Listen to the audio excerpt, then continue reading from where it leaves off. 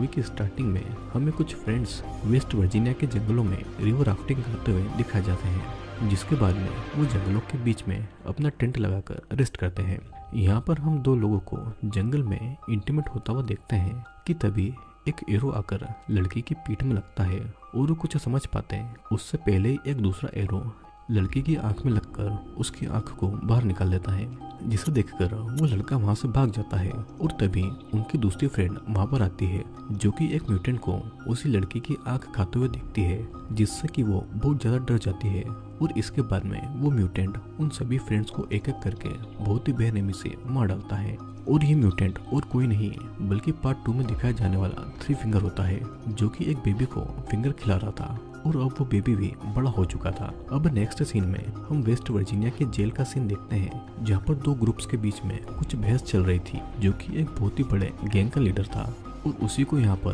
Police officer एक दूसरे jail में ट्रांसफर करने वाले हैं, क्योंकि जाविस एक बहुत बड़े ग्रुप का लीडर है, जिस वजह से हो सकता है कि उसके ग्रुप्स के मेंबर उसे जेल से भगाने की कोशिश करें। उसका ट्रांसफर नेक्स्ट वीक होने वाला है, लेकिन ऑफिसर उसे कुछ दिन पहले ही ले जाने का डिसाइड करते हैं, ताकि जाविस के ग्रुप मेंबर तक कोई भी जानकारी न पहुंचे। फिर हम उन सभी प्रिजनर्स को देखते हैं जिन्हें दूसरे जेल में ट्रांसफर करना था, जिनमें से एक जाविस भी था। और इस ट्रांसफर के ऑपरेशन को पुलिस ऑफिसर नेट लीड कर रहा था। और फाइनली पुलिस की बस वहां से निकल जाती है और इनका रूट उसी रोंगटन से होकर गुजरने वाला था। फिर कुछ टाइम के बाद में रास्ते में वे लोग एक दूसरे पुलिस स्टेशन पर रेस्ट करने के लिए रुकते हैं, जहाँ पर डिप्टी लैन और ऑफिसर कार्ल उन्हें रिसीव करते हैं। और दूसरी तरफ हम उसी बच्चे को जंगल में ट्रैप लगाते हुए देखते हैं, लेकिन वो अभी इतना बड़ा नहीं हुआ था, जिस वजह से वो ट्रैप सही से नहीं बिछ पाता है। और थ्री फिंगर यहाँ पर आकर उसकी मदद करता है। फिर हम एक प्रिजनर को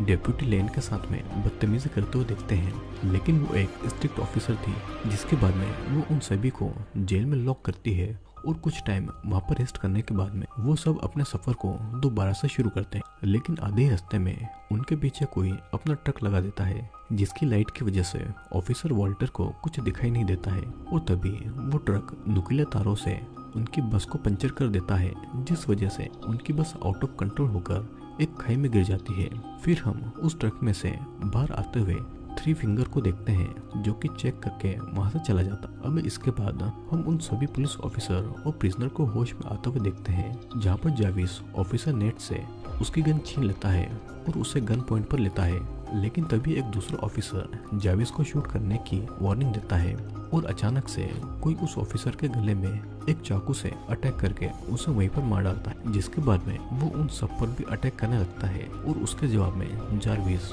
उसकी तरफ शूट करता है और थ्री फिंगर एक क्रीपी सी स्माइल देते हुए वहां से भाग जाता है। अब जाविस नेट से बस में जाकर उन हथकड़ियों की चाबी लाने का बोलता है, जहाँ पर नेट को वॉल्टर बेहोशी की हालत में दिखाई देता है और वो उसकी मदद करते हुए उससे बस से बाहर निकलता है कि तभी वो बस ब्लास्ट हो जाती है, लेकिन उसकी जान बच जाती है। फिर जाविस उनसे चाबी मांगता है, लेकिन वो चाबी अब किसी भी काम की नहीं थी और वो अपनी हथकड़ियां नहीं खोल पाता है, जिस वजह से जाविस नेट पर गुस्सा होता है। लेकिन वो जानता था कि नेट ही उन सबको इस घने जंगल से बाहर निकाल सकता है और इसी वजह से वो उसे नहीं मारता है और आगे का रास्ता उसे लीड करने को बोलता है। फिर वे लोग आगे बढ़ते हैं कि तभी एलेक्स, जो कि हमें मूवी की स्टार्टिंग में दिखाई गई थी, नेट पर अटैक कर देती है, लेकिन वो उसे कंट्रोल करता है। और उसके बाद में एलेक्स उन्हें थ्री फिंगर के बारे में बता देती है और वो उन्हें अपने फ्रेंड्स के बारे में भी बताती है, जो कि रिवर राफ्टिंग करने के लिए यहाँ पर आए थे, जिन्हें थ्री फिंगर ने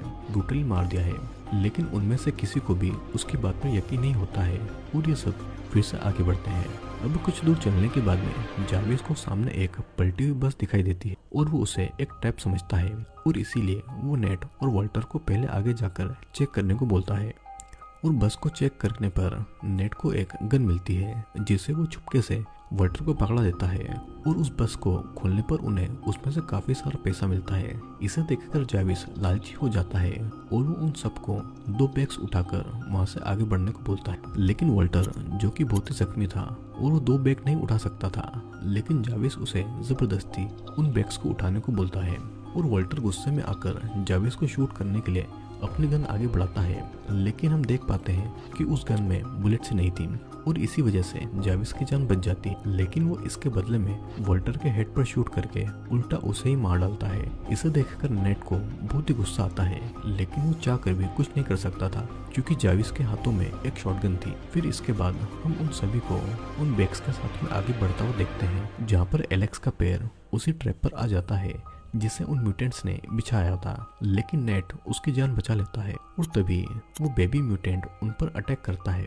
लेकिन जाविस उसे शूट कर देता है और वो उसका सर काटकर लकड़ी में फंसाकर वहां से चला जाता है। सीन शिफ्ट होता है और हम एलेक्स को देखते हैं जो कि उन सबको लीड करते हुए अपने कैंप तक ले आई थी, जहाँ पर वो सब उनकी बोट्स की मदद से वहां से निकलने का डिसाइड करते हैं, लेकिन नेट उसे पंचर कर देता है और अब जाविस का गुस्सा और ज्यादा बढ़ जाता है। वो उसे बहुत ही मारता है और दूसरी तरफ हम थ्री फिंगर को देखते हैं जो कि अपने बेबी म्यूटेंट के कटे हुए सर को देखकर बहुत ही ज्यादा दुखी होता है और बहुत ही रोता है, और उसके गुस्से से हम समझ पाते हैं कि वो अब इन सबको और भी ज्यादा ब्रूटल तरीके से मारने वाला है। अगले सीन में हम लोग उन सभी को आगे बढ़ता हुआ देखते हैं, जहाँ पर जाविस एक ट्रैप को टच कर लेता है, लेकिन उसकी गैंग का एक मेंबर उसकी जान बचाते हुए जाविस को धक्का दे देता है, लेकिन वो खुद उस ट्रैप में फंसने की वजह से मार जाता है। और फिर हम जाविस को देखते हैं जो कि टांग काटकर अपने पैरों की चेन को खोल लेता है। दूसरी तरफ हम पुलिस स्टेशन का सीन देखते हैं,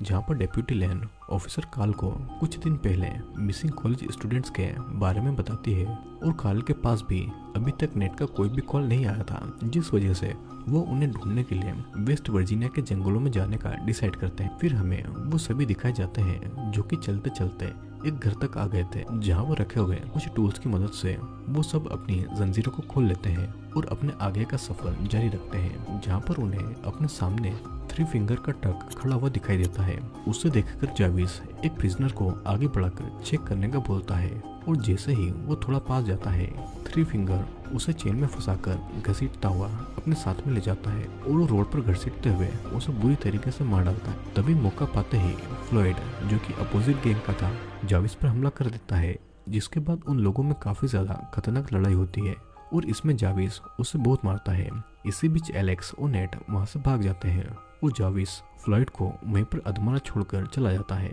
नेक्स्ट सीन में हम लोग ऑफिसर काल को देख पाते हैं, जिन्हें सर्चिंग के दौरान वो बस मिल जाती है, जिसके बाद वो सारी सिचुएशन को अपने डिपार्टमेंट में ट्रांसफर करते हुए अपने डॉग के साथ में नेट को ढूंढने में निकल जाता है। और दूसरी तरफ हम जाविस और ब्रैंडन को देखते हैं, जहाँ पर ब्रैंडन उसे कहता है कि हमें पैसों को कुछ टाइम के लिए यहीं पर छोड़कर नेट और एलेक्स को ढूंढना चाहिए, जिसे सुनकर जाविस उसकी बात मान जाता है और वो नेट को ढूंढने के लिए चल पड़ता है। कुछ समय तक ढूंढने के बाद में उसे नेट मिल जाता है और वो उसे मानने वाला था कि तभी वो जाविस को बताता है कि यहाँ पर पास ही में एक वॉच टावर है, जहाँ से हम रेडियो से अपने लिए मदद बुला सकते हैं, जिसे सुनकर जाविस उसे नहीं मारता है और वॉच टावर तक ले चलने के लिए उसे बोल देता है। फिर हम उन सबको वॉच टावर के पास में जाता हुआ देखते हैं, लेकिन वो टावर तो बहुत पहले ही इस मूवी के पार्ट 1 में ही जलकर खाक हो चुका था। और ये वॉच टावर मूवी के पार्ट 1 में कितना इम्पोर्टेंट है, अगर आपको ये नहीं पता है तो आपको वो पार्ट जरूर देखना चाहिए। अब हम मूवी में वापस आते हैं